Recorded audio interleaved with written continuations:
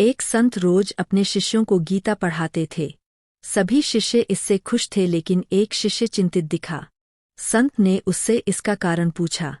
शिष्य ने कहा, गुरुदेव, मुझे आप जो कुछ पढ़ाते हैं वह समझ में नहीं आता। मैं इसी वजह से चिंतित और दुखी हूँ। गुरु ने कहा, कोयला ढोने वाली टोकरी में जल भर कर ले आओ।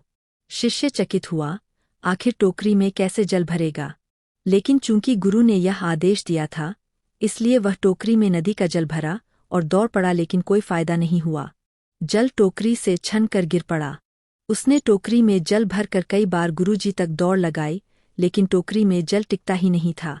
तब वह अपने गुरुदेव के पास गया और बोला, गुरुदेव, टोकरी में पानी ले आना संभव नहीं, कोई फायदा नहीं। गुरु बोले, फायदा है, टोकरी में देखो। शिष्य ने देखा, बार बार पानी में कोयले की टोकरी डुबाने से स्वच्छ हो गई है। उसका कालापन धुल गया है। गुरु ने कहा, ठीक जैसे कोयले की टोकरी स्वच्छ हो गई और तुम्हें पता भी नहीं चला, उसी तरह सत्संग बार बार सुनने से ही कृपा शुरू हो जाती है।